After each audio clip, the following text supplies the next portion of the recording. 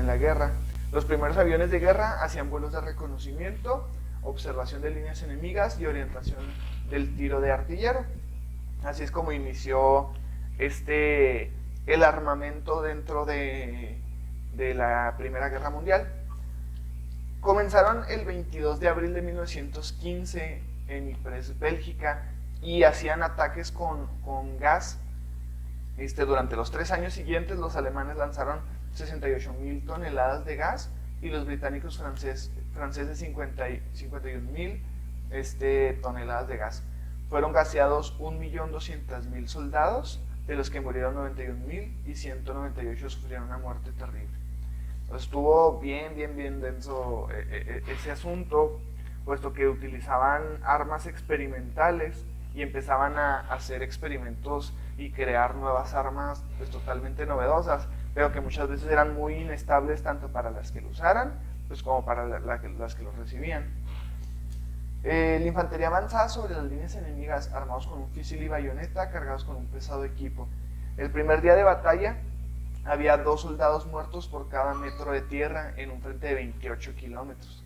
Entonces era unas muertes muy fuertes. El papel de las trincheras dentro de la guerra, el alba y el anochecer eran más probables los ataques. No se bajaba la guardia ni un instante y las armas debían estar siempre cargadas. Los soldados permanecían de 7 a 10 días al frente, y los heridos en la tierra de nadie quedaban abandonados hasta que por la noche se les iba a buscar. Los dirigibles, pues estos globos que son viejísimos, pues se utilizaron mucho durante esta guerra. Al principio los dirigibles volaban a mayor altitud que los aviones y era casi imposible derribarlos. Se usaba para lanzar bombas. Al final de la guerra los aviones podían alcanzarlos y derribarlos con sus balas incendiarias. Pues ya eso fue cuando se detuvo el uso de dirigibles, pero durante los inicios de la Primera Guerra Mundial se utilizaban bastante, ahorita pues ya están prácticamente obsoletos. También existían unos carros de combate que fueron inventados por los británicos. Se utilizaron por primera vez en septiembre de 1917 en la batalla de Cambrai. Aplastaban los alambrados, traspasaban las trincheras y servían de escudo a la infantería. Debido al calor en su interior, los gases y la poca ventilación de tripulación podían enfermar y desmayarse. En algunas ocasiones hacía tanto calor que la munición estallaba. Se concentraba mucho el calor dentro de este auto que empezaban a explotar la pólvora, entonces pues morían las personas que estaban dentro. El fin de la guerra, de la Primera Guerra Mundial, dio marca a un importante suceso, puesto que Alemania, como una de las mayores potencias dentro de estas alianzas, pues sufrió unas bajas muy grandes, una derrama económica muy fea. Tanto Rusia como Alemania tuvieron unas dificultades económicas muy graves después de esta guerra. En sí, la Primera Guerra Mundial entra en su fase de estacionamiento, determinado por una guerra de trincheras. Italia entra al conflicto al firmar el Tratado de Londres con Inglaterra, y Francia mientras Bulgaria pacta con las potencias centrales alemanas. Se impone Polonia, Inglaterra y Alemania, y fabrican aviones de combate y recurren a gases mortíferos. Aquí es cuando ya inician con los aviones y empiezan a atacar con aviones. En abril de 1917, Estados Unidos declara la guerra contra las potencias centrales por causa del telegrama de Zimmermann, enviado por Alemania a México. Por otro lado, el zar Nicolás II de Rusia abdica al trono y se forma un gobierno provisional. En octubre de 1917 estalla la revolución de bolchevique, por la cual Rusia sale del conflicto en febrero de 1918.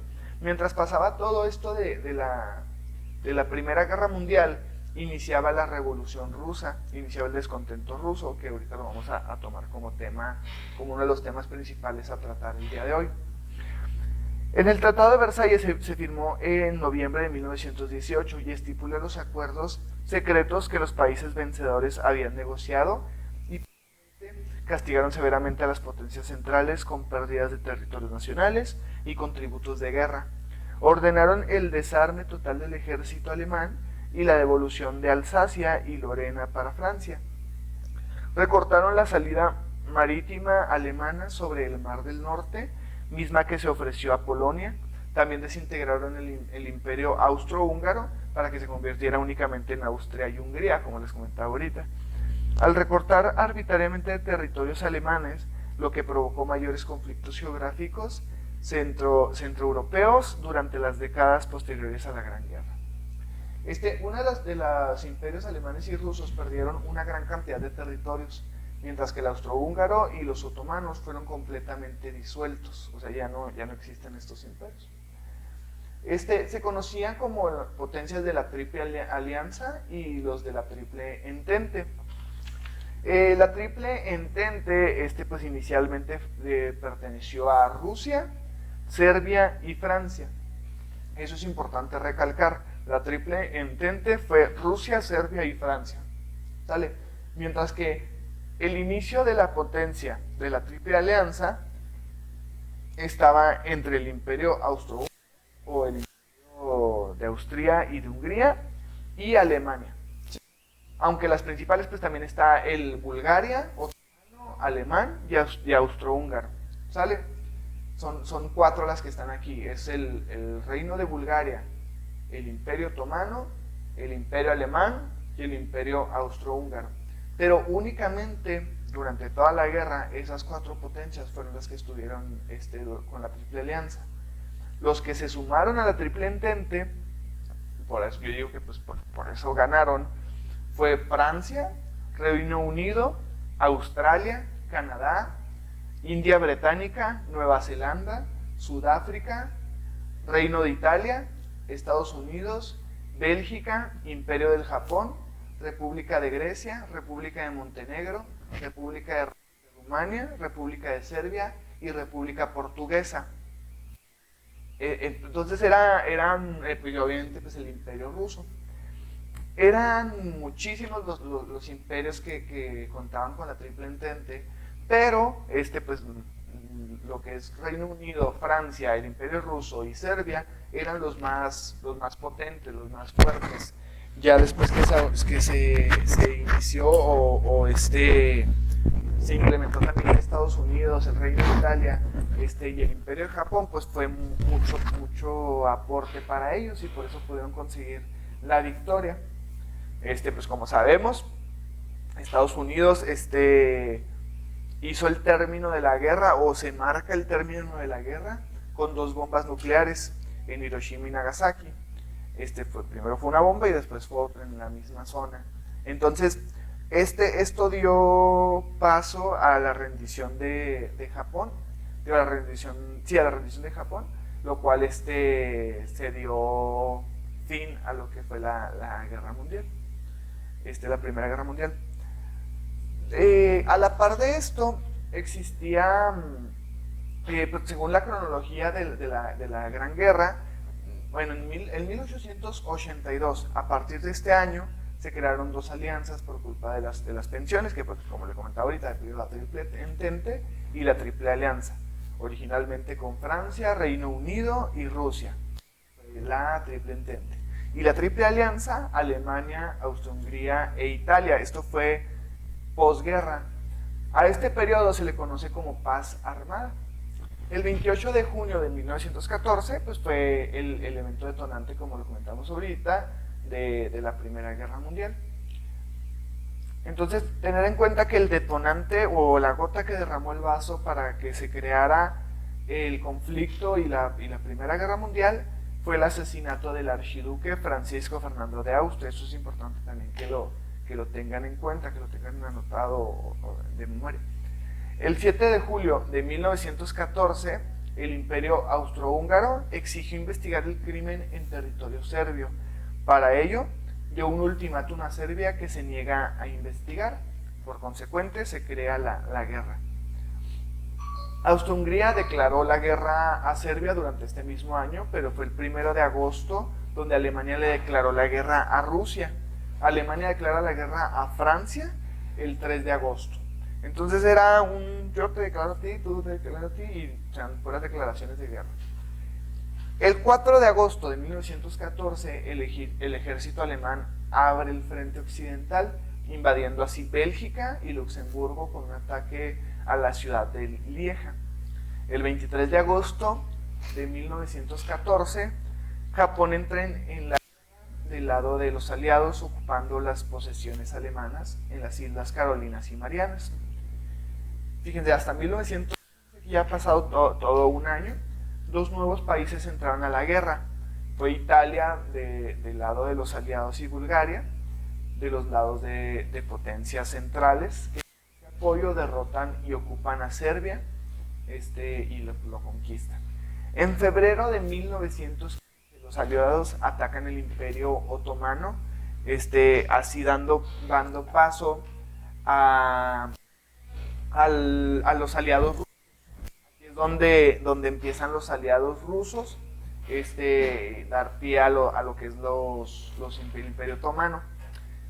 En 1916, ya pasados 2 años del inicio de la Primera Guerra Mundial, Rumania declara la guerra a los imperios centrales, pero es fácilmente derrotado y ocupado por los alemanes. En febrero de 1917 estalla la Revolución Rusa, que es el tema que vamos a ver a continuación. La Revolución Rusa fue un fenómeno muy particular dentro de la historia universal, puesto que hacen muchos cambios o existen muchos cambios dentro de ella, y que afectaron a la economía, afectaron al comercio y afectaron a una serie de cosas que hasta la fecha han tomado fuerza.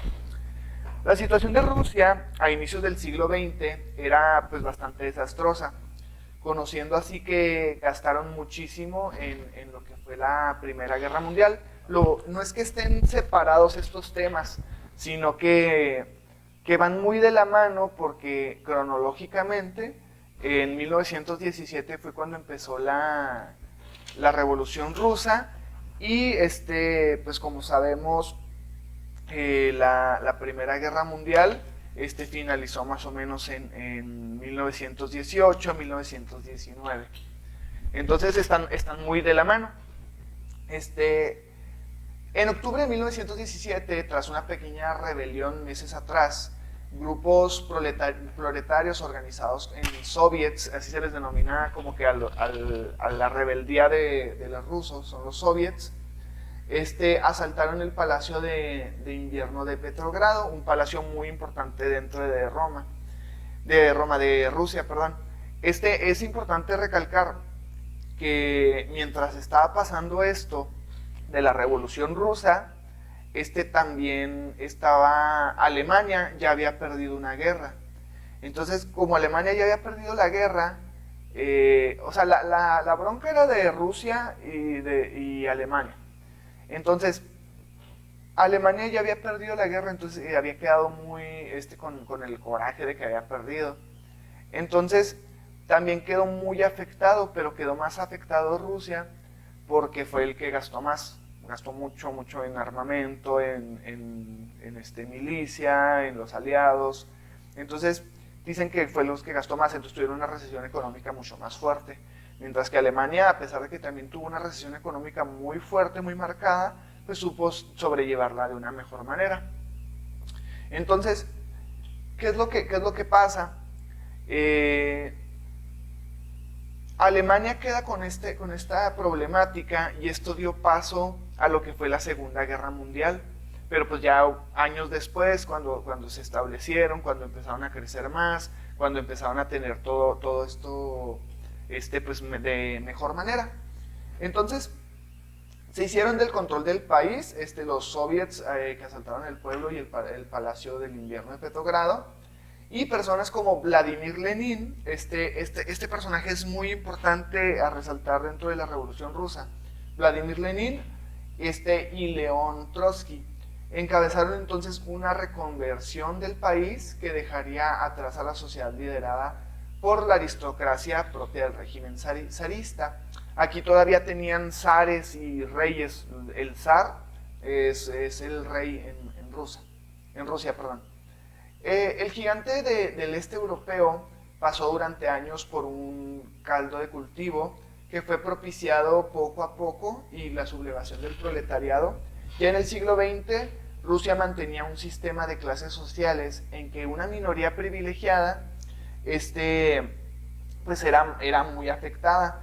La aristocracia y la nobleza gobernaba y el resto del país, que eran las clases populares, pues eran los que tenían todo el sufrimiento de El país presentaba un atraso industrial y se mantenía a través de una economía sustentada en la agricultura, pero era inestable de por sí, porque pues como sabemos dentro de la agricultura pues hay momentos en el que pues los sembradíos se queman, se ahogan, dependiendo la capacidad de los suelos que están en ciertas zonas.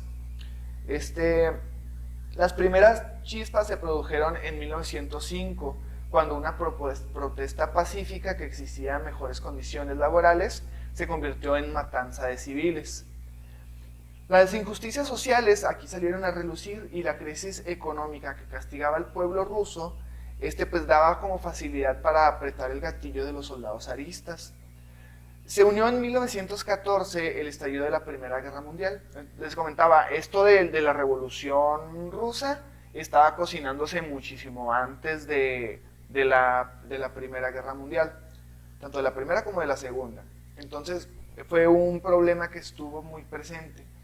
Esta fantasía pasó a ser realidad palpable cuando Nicolás II, que era uno de los mandatarios de Rusia, renunció. Perdón. Para aquello solo acababa de empezar, pues los más próximos del sistema comunista consideraban que el nuevo gobierno no era suficiente. Así dio paso a la Revolución de Octubre, le sigue una cuenta de guerra civil y la victoria de los bolcheviques y el nacimiento de la URSS. Cuando nace la URSS es cuando marca el fin de la Revolución Rusa. Pero pues vamos a hablar sobre Rusia a principios del siglo XX. Estamos hablando ya de 1900, 17 años antes de la Primera Guerra Mundial. Rusia era un país atrasado y cuya economía y sustento poblacional se basaba casi exclusivamente en la agricultura. Se mantenía un sistema social que promovía la desigualdad, mientras que la mayoría de la población pertenecía al pueblo llano y veía sus necesidades relegadas a los caprichos de la nobleza. Con este panorama, la tensión no hacía más que crecer y las protestas, de las clases bajas se hacían cada día más comunes. Aquí es cuando empieza todo el descontento social. No era una revolución de una manera, no era revolución industrial, no era revolución intelectual, no era revolución, era más bien revolución dentro de la desigualdad social. Había demasiada desigualdad social, había muchísima pobreza y pues los ricos seguían siendo ricos y los pobres seguían siendo pobres. Como en el caso del tema del barroco, recuerdan que lo mencionamos las clases pasadas. Entonces, en junio de 1905, 5 años después de estos dilemas que duraron, o sea, bastante, los marineros del acorazado rusa realizaron un motín y acabaron con sus superiores, de los que sospechaban que pretendían fusilarles por haberse negado a comer carne podrida. O sea, fíjense, los iban a matar por no comer carne podrida, que no servía. Entonces, desde ese momento la tripulación inició un viaje que duró poco, pero les convirtió en símbolo de descontento popular.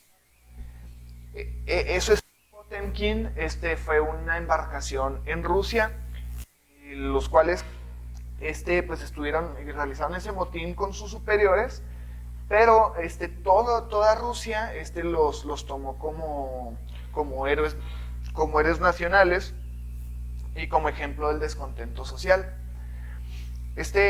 Así, llegando a la ciudad de Ucrania de Odessa, y el Potemkin se unió a la huelga que allí estaba teniendo lugar y abrió fuego contra el teatro de la ciudad en el que se estaba organizando la represión. Plantó cara a dos escuadrones enviados por los zaristas. Los zaristas pues eran los que estaban en el poder en ese tiempo. En Feodosia, donde atacó por responder carbón, y su tripulación fue emboscada, detenida o asesinada. ¿Qué papel jugó Rusia dentro de la Gran Guerra?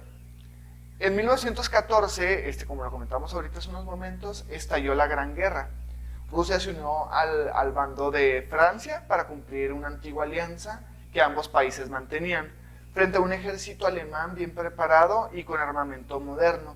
Las tropas rusas sufrieron una sangría que el zar Nicolás II se negaba a detener. A pesar de que en 1916 la mitad de los hombres movilizados y 15 millones habían muerto o estaban heridos, los reclutamientos constantes y el número de muertos hicieron que el rechazo de la sociedad fuera cada vez mayor. Los distintos sectores disidentes se unieron para poder poner fin al gobierno zarcista y salir de la guerra. Entonces estaban dentro de esta batalla o dentro de esta guerra, pero aún así estaban ellos teniendo sus problemas dentro de su imperio. Vladimir Ilich Ulyanov nació en 1870 y es el hombre que pasó a la historia como Lenin. Fue el gran líder y protagonista de la revolución. Su animadversión contra el zarcismo comenzó en 1887, cuando su hermano fue ejecutado acusado de conspiración. O sea, estamos aquí hablando de personas tanto de baja como de media, en cuestión económica, que están en descontento porque no pudieron obtener trabajo, porque le mataron a sus hermanos, porque sufrieron algún descontento. Incluso también había personas que tenían bastante dinero, que eran nobles, pero que también estaban en descontento porque ellos querían apoyar pues a su pueblo, querían apoyar al pueblo y pues no querían que estuvieran todos fregados. Entonces así es como pasó 10 años esta persona pasó 10 años en Siberia, porque estaba escondido del gobierno ruso, aunque volvió en 1905 para intentar llevar a cabo una revolución. Esta fracasó y tuvo que exiliarse de nuevo, tuvo que escapar de nuevo. No es así hasta febrero de 1917, donde una huelga multitudinaria en el entonces Petrogrado, que es San Petersburgo, que ahora es San Petersburgo, y Petrogrado, pues así se le llamaba en ese tiempo, pero Petrogrado es San Petersburgo. Se convirtió en una protesta de la clase obrera que se extendió por toda la ciudad en los siguientes días.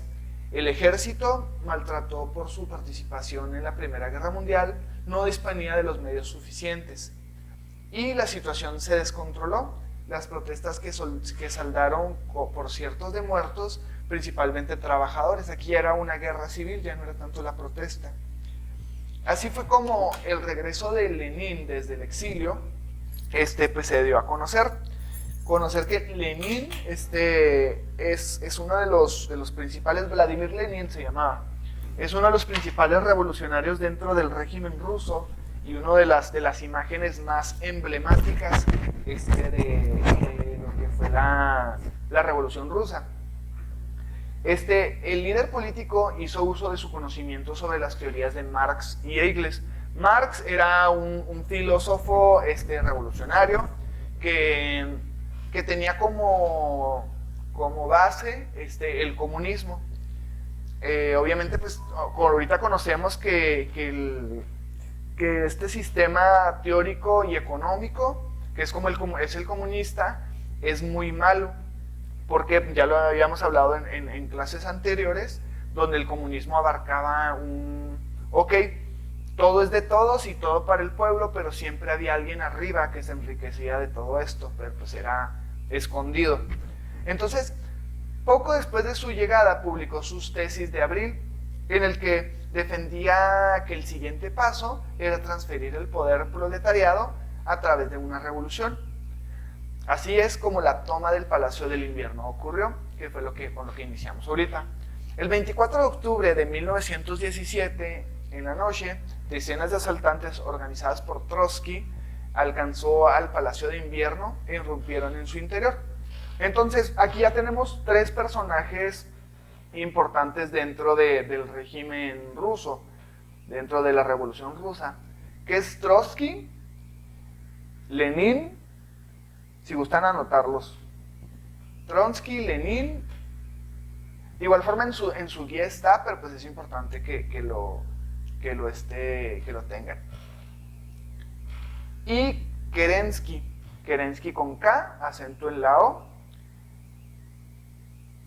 E-N-S-K-I, ¿sale? Kerensky. Entonces, alcanzaron el Palacio de Invierno, irrumpieron en su interior, sin apenas resistirse, el Comité Revolucionario depuso a los últimos miembros del gobierno provisional de Kerensky, que al no haber conseguido el apoyo del ejército, habían confiado su defensa a cadetes y reclutas, que poco pudieron hacer porque pues, no tenían la capacidad y el armamento necesario para realizar esta situación. Así que en la mañana del 25 de octubre, Lenin anunciaba que la revolución había sido un éxito, el poder pasaba al Soviet del Petrogrado, es decir, al régimen soviético de San Petersburgo, o Petrogrado en aquel tiempo. Entonces aquí también es importante mencionar a esta persona, a Benito Mussolini, que gobernó Italia en 1922 y 1943, y él fundó la primera agrupación política fascista, y más tarde se alió con Alemania durante la Segunda Guerra Mundial. Benito Mussolini es un personaje bastante detestable, por así decirlo. Pues también me gustaría que apuntaran sobre Francisco Franco, que nació en 1892 y falleció en 1975. También Carlos I, Adolfo Hitler que fue en 1889 a 1935, que si hicieron su tarea, ahorita lo vamos a mencionar. ¿Sale?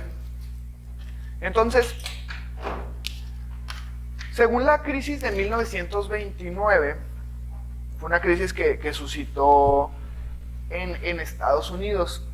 Mientras pasaba la Revolución Rusa, mientras pasaba los inicios de la Primera Guerra Mundial, y mientras estaba ocurriendo esto de Benito Mussolini, en la crisis de 1929, la bolsa de valores en Estados Unidos cayó de una manera estrepitosa. Hay que sacar a relucir que distintas potencias a nivel mundial estaban bajo esta bolsa de valores, porque ya Estados Unidos estaba posicionándose de una manera bastante, económicamente de una manera muy buena. Se estaba posicionando como una de las potencias mundiales. Entonces, tal es el caso que se derrumbó de una forma desastrosa y repentina la bolsa de valores. Este fue un hecho sin precedentes que no parecía tener una explicación aparente. Así fue el inicio de una ruina económica que durante las siguientes décadas hundió el imperialismo estadounidense y acabó con la prosperidad que hasta entonces se había vivido en la Unión Americana. En 1932, el gobierno estadounidense estableció una estrategia económica de emergencia que se llamaba el Nuevo Trato. Ok, el Nuevo Trato, ¿en qué consistía? Consistía en que los fondos públicos iban a estar a disposición para enfrentar la crisis. Es decir, se bajaron los impuestos a la sociedad, pero los impuestos que se daban eran para cubrir gastos como educación, como salud, como sueldos. Entonces, es así que los topes productivos para refrenar la sobreproducción y el seguro de desempleo como alimentos gratuitos. Es decir, cuando quedaban en bancarrota ciertas empresas, ciertas maquilas, el gobierno apoyaba económicamente a estas personas para que así no pudieran sufrir esta derrama económica. Entonces lo hicieron de una manera muy buena, lo cual pudo sobrellevarse y pues fue creciendo. Pero este es un hecho histórico sin precedentes en el cual no solamente se afectó totalmente una nación, sino que afectó a distintas naciones en el mundo. La Guerra Civil Española fue otro conflicto que sucedió en el periodo de la posguerra. Estamos hablando aquí de la posguerra, pero no de la Primera Guerra Mundial, sino de la posguerra de la Segunda, porque fue en 1936. Otro conflicto que sucedió en este periodo, como consecuencia de la sublevación de un sector del ejército contra el gobierno de la Segunda Guerra Española, finalizó el 1 de abril de 1939. Así fue con la victoria de los rebeldes, y fue porque el general Francisco Franco, que fue el principal dirigente militar y político de los sublevados, pues falleció el 20 de noviembre de 1975. A este régimen se le conoce como franquismo. Tras la muerte de Franco, las Cortes proclamaron a Juan Carlos I, sucesor de Franco, a título de rey. Juan Carlos I fue parte fundamental de mediación durante el proceso de transición de un régimen autoritario o una monarquía democrática en España después de una larga dictadura de casi 4 décadas. Así, aquí damos inicio a lo que fue la Segunda Guerra Mundial. Como sabemos, en la Segunda Guerra Mundial todo se empezó a suscitar entre el 39 desde el 36 al 39 para dar fin al 45, a 1945. Así que aquí, si me pueden hacer el favor de activar sus cámaras, sus micrófonos, y pues para revisar lo que es la tarea. ¿Sale? Les encargué la tarea de quién fue Adolf Hitler y cuáles fueron sus aportes, o cuáles eran su forma de pensar. ¿Sale? Entonces, si quieres, iniciamos con la primera que activó la cámara, que fue Magali Salas. ¿Sí eres Magali Salas? Sí, pues tú te adelantaste. Bueno, yo no resumí la respuesta porque no quiero que leí, pues sí, todo es importante. Ok. Dice, acentuó el poder durante el periodo de crisis económica, social y política. Afectó hacia los efectos de la Gran Depresión de 1929. En el contexto instantáneo popular de Alemania, como consecuencia de la derrota de la Primera Guerra Mundial, a lo largo de su mando político utilizó la propaganda estatal y su carismática oratoria para reclutar a las masas. Fatalizado funcional el Tratado de Versalles de 1919 al pueblo judío, al pacifismo y al comunismo internacional, particularmente el soviético bolchevique, a la vez resaltaba el nacionalismo alemán, el militarismo, el racismo, la llamada seducción de la raza aria, el humanismo y la región o recuperación armada de territorios europeos perdidos por el Imperio Alemán después de la Primera Guerra Mundial. Después de reestructurar la industria y economía y generar en poco tiempo la inflación y el desempleo, Hitler se ganó el apoyo popular, organizó las fuerzas armadas alemanas, estableciendo una dictadura totalitaria personal que transformó la sociedad alemana y eliminó el sistema democrático. Su régimen se caracterizó por la discriminación racial, la supremacía aria, la persecución étnico-religiosa y política. Desde 1939, como consecuencia de la guerra, este método se extendió al resto de Europa. En el plano ideológico, Hitler asumió el planteamiento del pacifismo italiano, pero más que sus propios basados en las características del nazismo y la sociedad alemana. Ok, Magali, ¿qué podrías rescatar de todo lo que nos leíste? Dame 2 cosas positivas y 2 cosas negativas de Adolf Hitler. Ok, bueno, pues que lo del racismo es positivo. ¿Por qué? ¿Piensan que lo del racismo es positivo? Es negativo. Perdón, estoy nerviosa. Ajá. ¿Por qué estás nerviosa?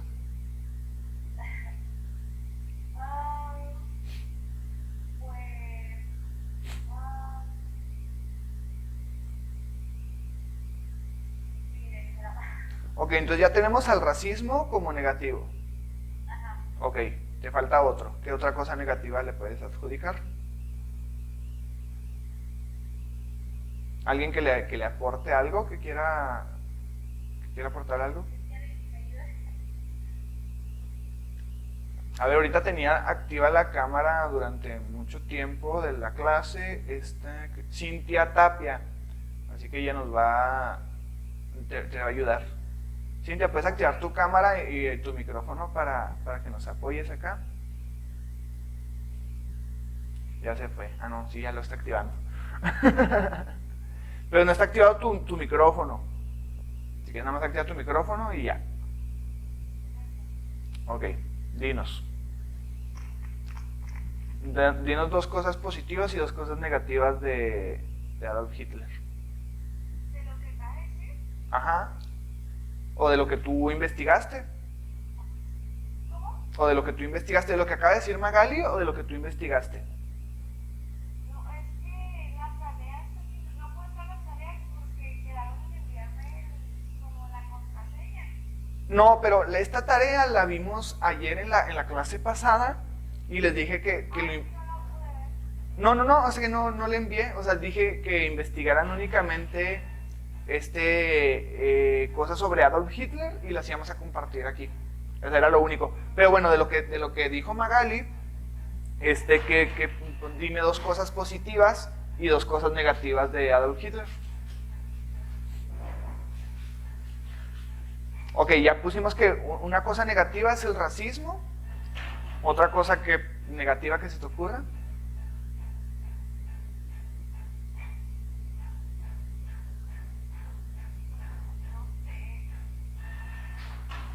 Ok, qué es el racismo?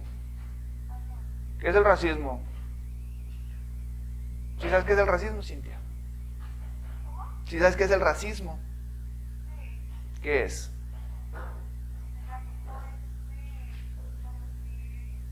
Que una persona como es de otro color y así como ofende, o sea, por su tipo de piel. Ajá, muy bien. Y el fascismo, o sea, está el racismo y el fascismo. El fascismo, ahorita les comentaba sobre Mussolini. Mussolini era una persona del régimen fascista. El régimen fascista, su principal era la supremacía económica. Entonces también la supremacía aria entraba dentro del racismo y la étnico-religiosa. Entonces otra de las cosas muy malas que pudo haber hecho Hitler es haber ordenado tantas matanzas sin ninguna razón. Tal es el caso de los polacos, de la división que se hizo. Entonces, ¿cuáles son las dos cosas negativas de Hitler? Bueno, yo tengo duda, también no sé si entraría el militarismo. Ajá, Sí, o sea, porque supone que ellos eran una fuerza militar, ¿sí, no? ajá, O sea, para, o sea, de seguridad, y él estaba en contra de eso. ajá, correcto. Entonces, tú dirías que el militarismo, pero de una manera negativa, sería como mandaba muchísima gente a morir para cumplir con sus caprichos. Ah, ok, muy bien. Entonces, ¿y dos cosas positivas que podrías decir referente a Hitler? A ver, dime. Yo lo investigué mucho, pero igual la novia Ajá,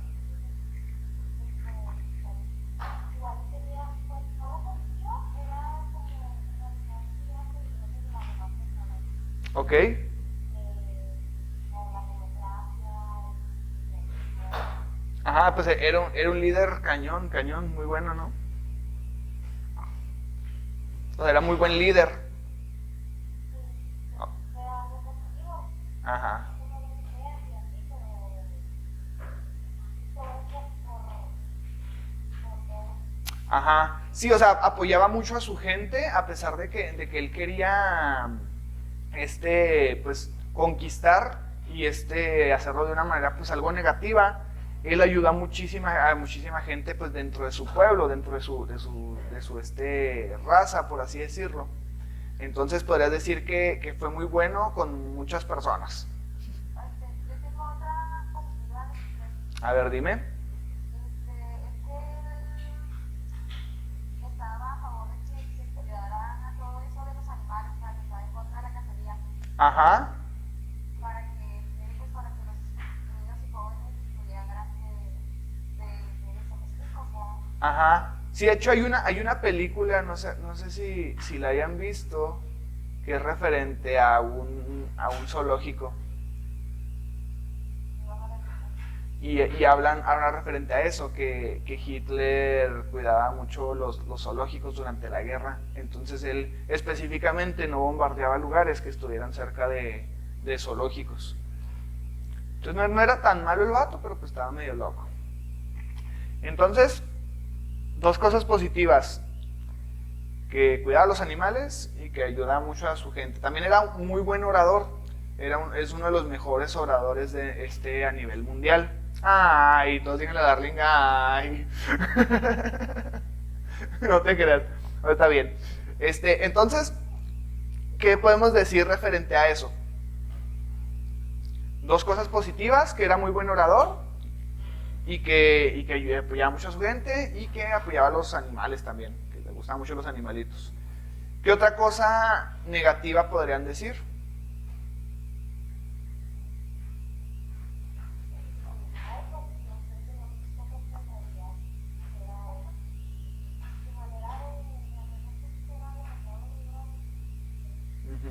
Sí, muy extremista, ¿verdad? De hecho, no sé si sabían que quería conquistar Moscú para matar a todas las personas de Moscú y hacer un lago arriba de Moscú. Entonces sí estaba bastante mal esta persona, pero está bien padre porque sí es una persona muy interesante, a pesar de que estaba mal, medio loco, pues sí es muy interesante. Aparte, dio pie o dio de una manera muy muy positiva a lo que fue los avances científicos. Él hizo muchos experimentos de medicamento, o sea, unos experimentos súper locos, pero los cuales dio paso a un avance científico muy grande dentro de los avances tecnológicos y científicos a nivel mundial.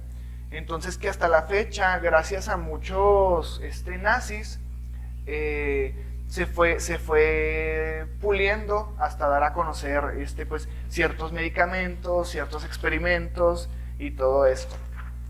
Entonces, en junio de 1944, los aliados, pues es cuando se inicia o se da casi ya el fin de la Segunda Guerra Mundial. En sí la Segunda Guerra Mundial no duró tanto. Si gustan ya desactivar su cámara o de tenerla activada, no hay ningún problema. Ahorita les voy a seguir preguntando cositas. Gracias por su participación, chicas. Y pues para los que no participaron, pues ahí al rato les preguntaré cositas. ¿Sale? Gracias. Bueno, entonces, dime.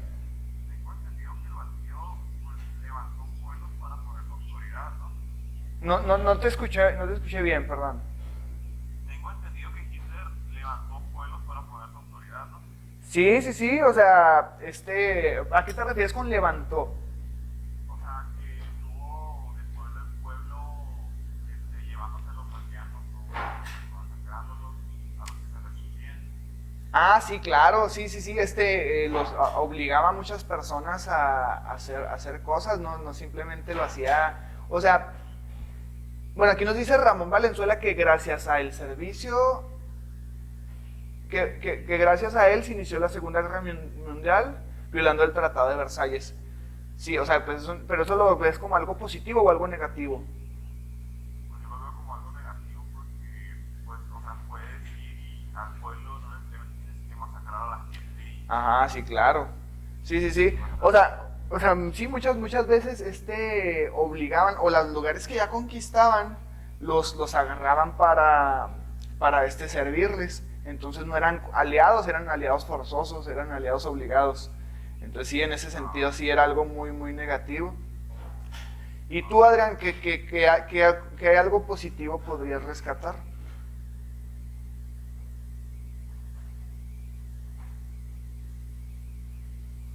¿Eh? para Sí, que tú qué podrías rescatar en algo positivo. Pues yo había leído que él cuando salió de la cárcel, él ayudó a su pueblo, había ayudado a su pueblo en ambas cosas. Sí, como nos comentaba el Darling, ¿verdad? Ajá, no, bueno, pues está chido, ¿no? Que ayudó a su pueblo. Ajá, pues sí, de perdida, ¿no?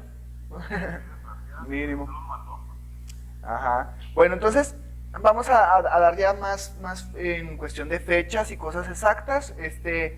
En 1935 la Alemania nazi pactó la alianza con Italia fascista, que fue el eje de ambos países que proporcionaron los recursos militares para apoyar al golpe militar. Cintia contesta. O no sé a quién le llamaban. Entonces, la invasión de las tropas alemanas sobre Austria y Checoslovaquia inquietó a los aliados, pero no se atrevieron a detener a Hitler. A mediados de 1939, Hitler y Stalin firmaron el Pacto de Hierro.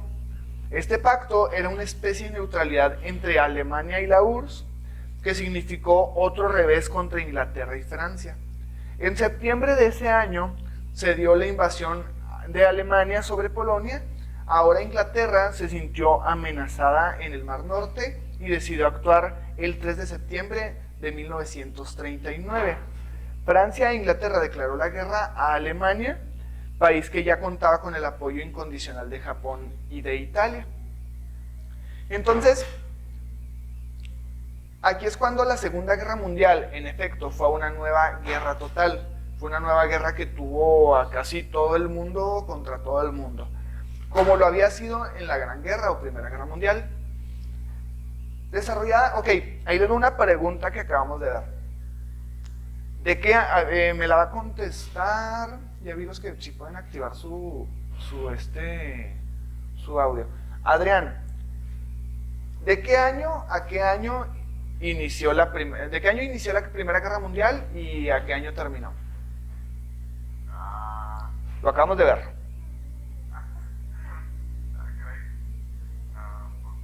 No recuerdo porque se me pasó de feo. Ok, ¿alguien que sepa?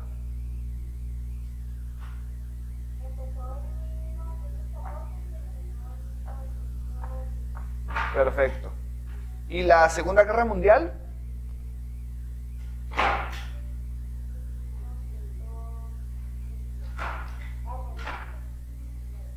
¿Cómo? No te escuché. No.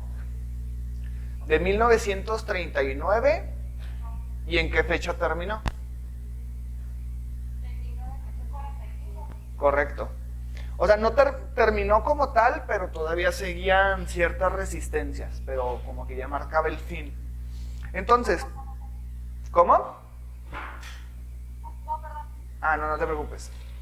Entonces, en el desarrollo de la Segunda Guerra Mundial suelen distinguirse tres fases muy importantes.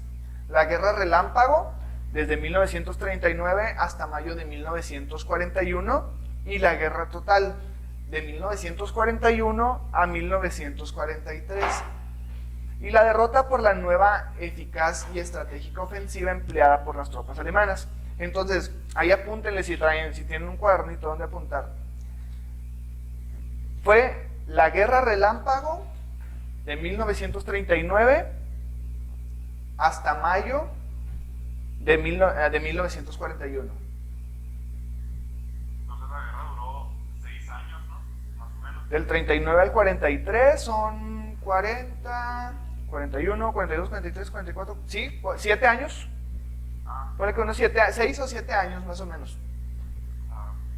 Entonces la Guerra Relámpago, 1939 hasta mayo de 1941. Y la Guerra Total, de 1941 a 1943. Y la derrota del eje desde julio del 43, de 1943, hasta 1945.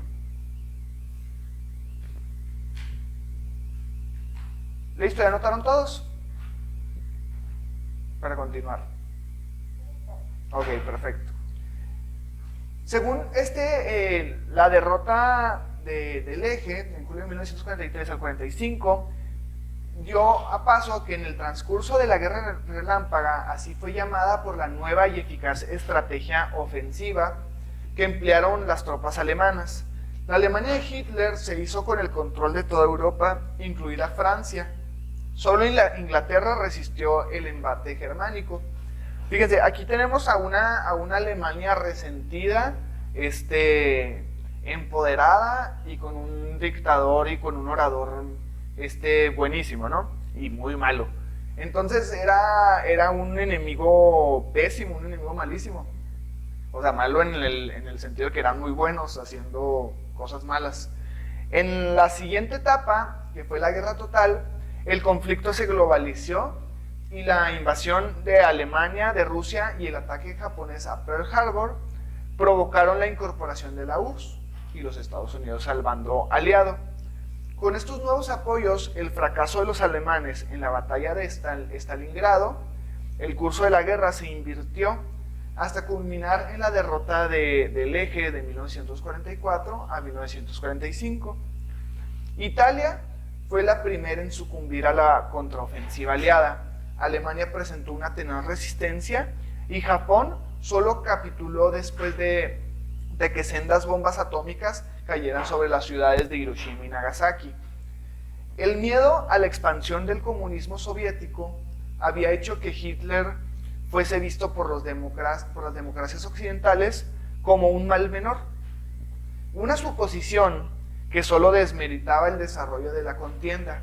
La Segunda Guerra Mundial costó la vida de 60 millones de personas. Devastó una vez más el continente europeo y dio paso a una nueva era que fue la Guerra Fría. Las dos nuevas superpotencias, surgidas del desenlace de la guerra de los Estados Unidos y la URSS, lidiaron dos grandes bloques militares e ideológicos, el capitalista y el comunista. Entonces, Darling es la que participa mucho, entonces vamos a preguntarle, ¿qué es el comunismo?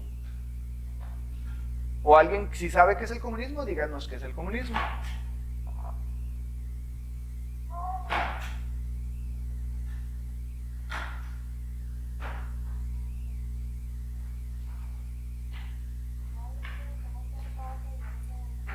Ok,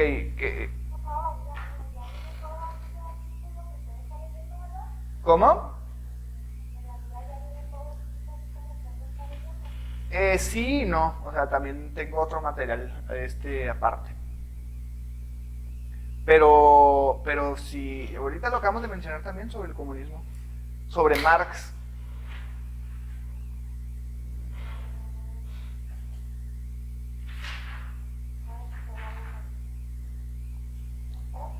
Ok, ¿qué es el capitalismo?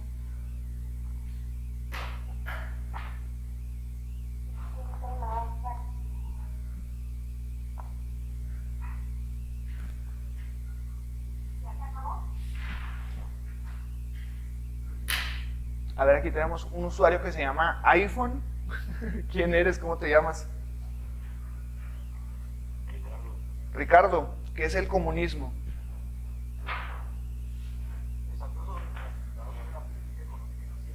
¿Sobre qué, perdón? La política económica y social. Ajá, correcto, pero llevado de una manera muy intensa, ¿no? O sea, mientras que el capitalismo es lo que tú trabajes, va a ser para ti, y lo que tú trabajes va a ser tu propia ganancia y va a ser tu propia libertad económica, obviamente cumpliendo con los impuestos y todo esto. El comunismo es de que si tú ganas algo, se lo das al gobierno y el gobierno te lo va a repartir por partes iguales, exactamente, económico-social. Es el punto en el que todo es para todos, y pues se va repartiendo. Es como que es una de las maneras más coloquiales de explicar qué es el comunismo. Muy bien, Ricardo, alias iPhone. Entonces, continuamos. Darling, ¿encontraste algo? ¿Algo que quieras para complementar? ¿No? Ok, continuamos entonces. Entonces, Lo occidental proamericano, pues el comunismo y el capitalismo, ¿verdad? Entonces, se enfrentarían soterradamente durante casi medio siglo, hasta que la disolución de la Unión Soviética en 1991 inició el presente orden mundial. En 1991 fue cuando se desenvolvió la Unión Soviética, dividida en dos áreas de influencia: la occidental, proamericana, todo el continente americano, y el este, comunista. Europa, como el resto del mundo, quedó reducida a un tablero de superpotencias, aunque la Europa occidental recuperó rápidamente su prosperidad. Perdió definitivamente la hegemonía mundial que había ostentado en los últimos 5 siglos. En el exterior, tal declive se visualizaría en el proceso descolonador entre europeos en África y Asia, y alcanzaron su independencia. Entonces, ¿cuáles fueron en sí las causas de la Segunda Guerra Mundial? A pesar de las controversias y de todos los textos y cosas que dicen de por qué se creó la Guerra Mundial, los historiadores coinciden en señalar diversos factores, especialmente el relieve. La pervivencia de los conflictos no resultaba por la Primera Guerra Mundial. Las graves dificultades económicas en las inmediatas posguerras, tras el crack se denomina a la derrama económica en 1929 de Estados Unidos. ¿Sale? ¿Se acuerdan lo que mencionamos ahorita sobre la crisis de 1929? Se le nombra como crack, ¿sí? Entonces, la crisis y el debilitamiento del sistema liberal, todo ello contribuyó al desarrollo de nuevas corrientes totalitarias y a la instauración de regímenes fascistas en Italia y Alemania, cuya agresiva política expansionista sería el detonante de la guerra. Ya en su mera enunciación se advierte que tales causas se encuentran fuertemente imbrincadas o relacionadas. Unos sucesos llevan a otros, hasta el punto de la enumeración de causas acaba convirtiéndose en un relato que viene a presentar como la Segunda Guerra Mundial o como la rendición de la Gran Guerra. Reedición de la Gran Guerra, perdón. Ciertamente, la Primera Guerra Mundial, ¿de qué año a qué año fue? ¿Quién me lo puede decir? Lo acabamos de decir. Lo estoy probando a ver si me están poniendo atención. Ajá, ¿otra vez?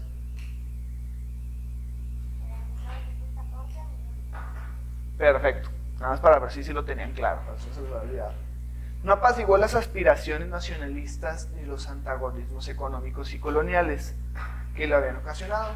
Todo lo contrario, la forma en que fraguada la paz, con condiciones abusivas impuestas utilitariamente por los vencedores o los vencidos, ya sea el Tratado de Versalles, que fue lo que comentamos ahorita, que el Tratado de Versalles ocurrió en 1919. No hizo sino incrementar las tensiones de Alemania, que había sido declarada culpable de la guerra. Perdió sus posesiones coloniales y parte de su territorio continental, siendo además obligada a desmilitarizarse y abandonar desorbitadamente reparaciones a los vencedores.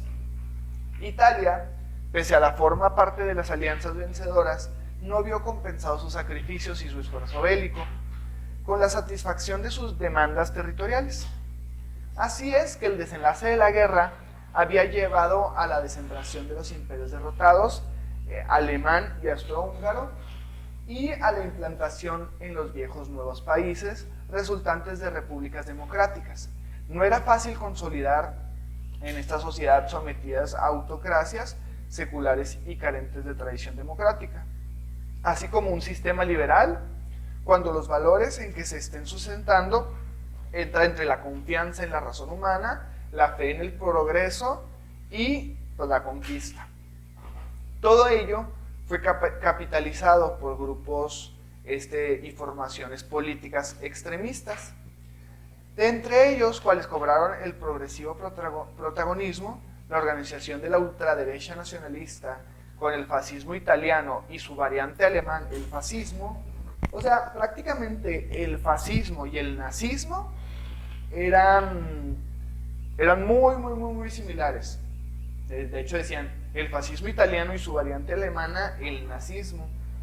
A la cabeza, junto a las aspiraciones nacionalistas anteriores a la Primera Guerra Mundial, por ejemplo, el ideal pangermanista, de unir a los pueblos de lengua alemana.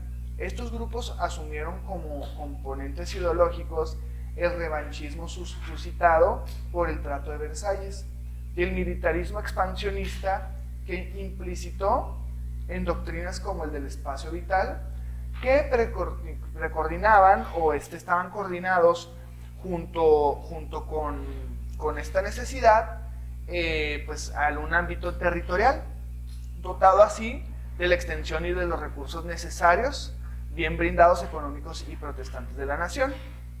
¿Alguien tiene que decir algo? Escuché algo, no sé quién me activó.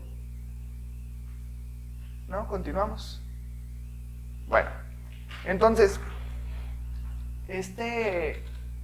presentándose además como los vencedores patriotas frente a una clase política de traidores que habían ratificado las imposiciones de Versalles. Los fascistas ridiculizaron abiertamente el Parlamento y la democracia, e incluso algunos de sus principios fundamentales, como el igualitarismo, contribuyendo al desacrédito del sistema liberal desde una perspectiva opuesta, pero complementaria, que veían en los gobiernos democráticos como instrumentos opresores al servicio de la burguesía capitalista. Sin embargo, para los fascistas, la formación comunista y los sindicatos obreros eran poco menos que agentes de Moscú, es decir, una conjunta organización por enemigos exteriores para debilitar la nación. Entonces, lo que les voy a encargar de tarea no va a estar en la plataforma, sino para compartirlo aquí en clase, como la tarea que les encargué la clase pasada, va a ser ¿qué es fascismo? Si quieren apuntarlo, ¿qué es fascismo? ¿Qué es nazismo?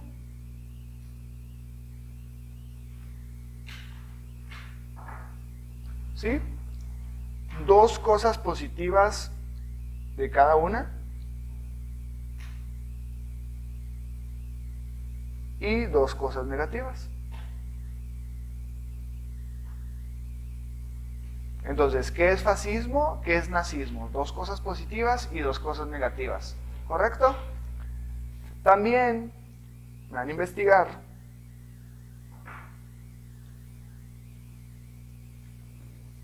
sobre qué desarrollos científicos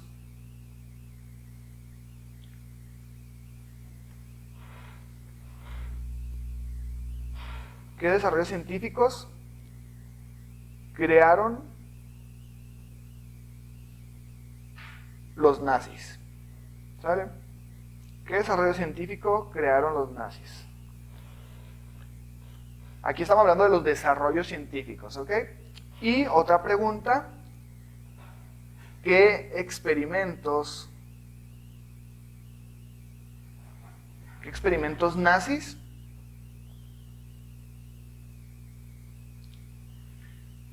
fueron más perturbadores? ¿Sale? Entonces aquí tenemos 4 preguntas para retomar por si se les pasó alguna. ¿Qué es fascismo? ¿Y qué es nazismo? Van a poner 2 cosas positivas y 2 cosas negativas. ¿Sí? Eso es una tarea. Y la otra son otras 2 preguntas. ¿Qué desarrollos científicos crearon los nazis? ¿Y qué experimentos nazis fueron más perturbadores? ¿Sale? Si apuntaron todo, confírmenme si sí, por favor. Sale. Aquí mira, Santiago Guerrero, Ramón Valenzuela, Frida Fernanda, ¿quién más? No sé quién más no participó, pero pues esto mañana sí tienen que participar, ¿sale? ¿Cómo? Para tener el 10, ¿verdad? Pues si participan, ahí vamos a checar. Depende cómo participen. Entonces, ya tenemos apuntadas las tareas, no se les vaya a olvidar para retomarlas mañana. Para continuar. En la aplicación de su ideario, Adolf Hitler diseñó todas las disposiciones de Versalles y preparó a Alemania para satisfacer por la fuerza las reivindicaciones territoriales. Implantó el servicio militar obligatorio y ordenó un rearme masivo a base de fuertes inversiones. Dotó a Alemania de un formidable ejército, reactivó la industria nacional y fortaleció sensiblemente la economía del país y su propio liderazgo, como nos comentaban ahorita ustedes. Sin el respaldo de la opinión pública, fue embarcarse en una nueva guerra. La posición de los gobiernos de Francia e Inglaterra era, por contraste, claramente débil. En 1938, Hitler anexionó a Austria a Alemania y reclamó el régimen de los Sudets, que es la Unión Checoslovaquia, en numerosa población alemana. Ese mismo año, en la conferencia de Múnich, el 30 de septiembre de 1938, Hitler fingió limitar sus ambiciones ante el primer ministro británico y el presidente francés, pero enseguida se vio que la política de apaciguamiento, de tranquilidad de Inglaterra y Francia era simplemente ceder a sus demandas a cambio de la promesa de renunciar a nuevas reivindicaciones. Al mismo tiempo, y en previsión de la inminencia de la guerra, Hitler atendió habitualmente al flanco diplomático. Desde años atrás había colaborado estrechamente con el régimen hermano de Italia, entendiendo que reforzó el suscribimiento de Mussolini al Pacto de Acero, que fue en mayo de 1939. El Pacto de Acero pasó en mayo de 1939, para que lo apunten. 3 meses después, el 23 de agosto de 1939, se selló el Tratado de Ribbentrop-Molotov. Así, fundamentalmente, el tratado era un pacto de no agresión entre Alemania y la Unión Soviética, que incluía entre sus cláusulas secretas el reparto de Polonia, a lo que Francia y Gran Bretaña habían prometido ayuda en caso de guerra. ¿Se acuerdan que Polonia se dividió en dos, entre la Alemania nazi y la Alemania polaca, y que ahí fue donde empezaron a matar a todas las personas, empezaron a meter a personas a campos de concentración, los ponían a trabajar en condiciones horribles? Entonces empezó toda esta injusticia y toda esta historia que fue hacia los polacos y los judíos, y es así que gracias a este tratado, el Tratado de Molotov, fue por eso que se dio todo este revuelto, se fue todo pues sí, estas injusticias. El pacto de la URSS garantizaba a Alemania que no habría de luchar en un doble frente, sintiéndose seguro. Hitler ordenó la invasión de Polonia el 1 de septiembre de 1939. Se iniciaron las operaciones militares 2 días después. Francia e Inglaterra declararon la guerra a Alemania, comenzando así pues lo que ya conocemos como la Segunda Guerra Mundial, que por el exilio, número de beligrantes, no parecía que hubiese merecer ese calificativo. 2 años y medio más tarde, el conflicto se había extendido por todo el planeta. Lo que inició como una guerra o un movimiento político desencadenó a una guerra mundial. Cuando estalló esta guerra, la potencia bélica de los bandos eran prácticamente equivalentes, supuestamente. A pesar de que Francia e Inglaterra habían comenzado más tarde, su rearme, cada uno de los aliados había desarrollado formas distintas. Sus medios bélicos, Francia mejoró y desarrolló su sistema de trincheras, la famosa línea Maginot, impulsada por el ministro de la guerra de Andrés Maginot. Proviendo una guerra de posiciones como en la Primera Guerra Mundial, la poderosa Marina Británica no invirtió en la construcción de unidades que se convirtieron en vitales, como el portaaviones pero el país desarrolló ampliamente su fuerza aérea. De las potencias que pronto intervendrían en el conflicto de la URSS, contaba con su inteligencia, recursos y los otros gigantes mundiales.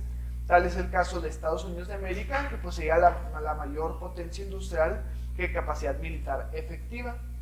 Solo tras de decir que participarían en la guerra, enfocó rápidamente su industria a la fábrica de armas y especialmente a la construcción de aviones, cazas y bombardeos.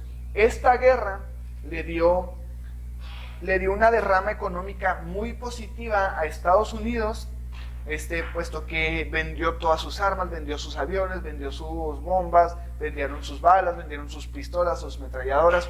Empezaron a hacer mucho dinero del armamento. Por eso es que Estados Unidos en la actualidad es una de las principales potencias en cuestión de armamento militar. Entonces es por ello que dicen que Estados Unidos crea tantos conflictos bélicos para enriquecerse, para tener más venta de armas y tener más y más y más dinero.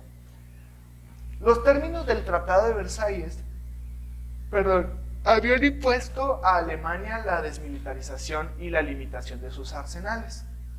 Tal humillante obligación tuvo, sin embargo, la virtud de eliminar armamentos que hubieran resultado obsoletos en la Segunda Guerra Mundial y de favorecer, llegando el momento, la creación desde cero de un eficiente ejército dotados de armas de última generación. Fíjense todo lo que creó. La guerra relámpago, que fue en 1939 a mayo de 1941, fue la invasión de Polonia. La invasión de Polonia, que había desencadenado la Segunda Guerra Mundial, se completó un poco más de un mes. En virtud de la cláusula secreta, el Tratado de No Agresión Germano-Soviético, los rusos facilitaron la victoria ocupando la zona oriental de Polonia, que habían pertenecido a la Rusia zarista. Después de esta primera ofensiva, curiosamente, se entró en una fase que los periodistas bautizaron como la Guerra de Broma. Francia, Inglaterra y Alemania se habían declarado la guerra, pero entre octubre de 1939 y marzo de 1940, en ninguno de estos países se registraron combates. Ambos bandos movilizaron y prepararon sus efectivos y defensas, pero dejaron pasar el invierno sin tomar ninguna iniciativa. Antes de comenzar la guerra, y pensando que los efectos que podría tener un bloqueo similar, llevado a cabo durante la Primera Guerra Mundial, Hitler había promovido la autarquía económica, intentando llevar al país a un nivel de autosuficiencia de una mínima dependencia.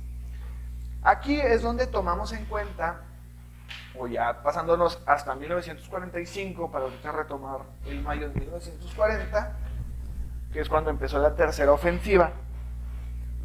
Hay muchas teorías de cómo es que terminó la Segunda Guerra Mundial. Muchos dicen que fue por la bomba atómica, muchos dicen que fue por un convoy, el ejército más grande de los nazis, que iban por un bosque. En ese bosque había caído el invierno.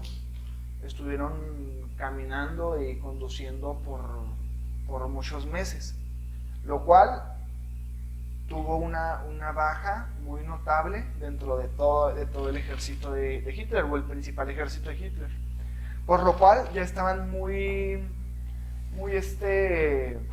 débiles, y cuando llegaron a atacar, pues ya estaban totalmente debilitados, y por eso es que se derrotó a uno de los ejércitos más grandes de Hitler y debilitó a todo el frente.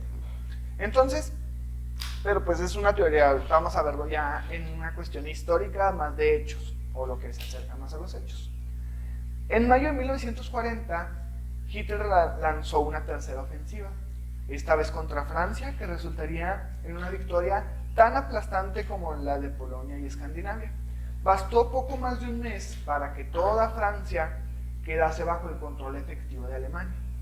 Convencidos de que, al igual que en la Primera Guerra Mundial, el conflicto iba a dirimirse en las trincheras y los generales franceses habían reforzado las fronteras en la línea Maginot, pero descuidaron la región de los Ardenes, considerando así que sus bosques y montañas eran intransitables para las unidades blindadas de Reich. Aquí es donde les comento que se debilitaban por los bosques y por el invierno que iba llegando, porque no están acostumbrados a estas temperaturas. Siguiendo el plan del general Erich y del Estado Mayor, escogió precisamente las Ardenes como punto de paso hacia Francia. El 10 de mayo de 1940, las fuerzas alemanas iniciaron los ataques a Holanda y a Bélgica. Y así como los franceses dieron paso dieron las unidades especializadas como las de los paracaidistas, la aviación, y que destruían puntos claves. Las tropas alemanas se lanzaron sin impedimentos sobre el Canal de la Mancha, dejando embolsadas las tropas británicas. Entonces, aquí ya vemos a una Alemania fuerte, a una Alemania consolidada, pero aún estaba... O sea, todo el continente americano al menos veían a Alemania como un rival no fuerte. Y en Europa ya se estaban visualizando, ya se estaba viendo como que en verdad era pues sí, un imperio bastante fuerte, bastante consolidado. Después de la Primera Guerra Mundial pensaron que iba a ser algo muy tranquilo, muy fácil de sobrellevar, pero no. Entonces, pues eso lo vamos a ver ya la próxima clase. Vamos a ver la Guerra Relámpago, ya más a fondo, que ahorita lo hemos estado viendo, y la guerra, pues la guerra total o la guerra, pues más. La guerra sí se llama la Guerra Total, que fue de julio del 41 al junio del 43. De junio del 1941 a junio de 1943. ¿Sale? Entonces vamos a seguir viendo este tema la próxima clase. Les encargo su tarea. No se les vaya a olvidar. Los que no participaron, pues para que vayan a participar.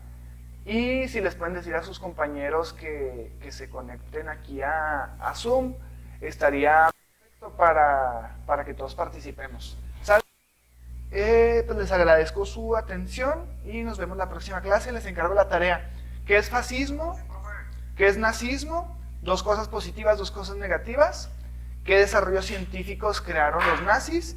¿Y qué experimentos nazis fueron los más perturbadores? Los que más les llamen la atención, investiguen para compartirlos acá en clase. ¿Sale? Bueno, gracias a ustedes y que tengan un bonito día.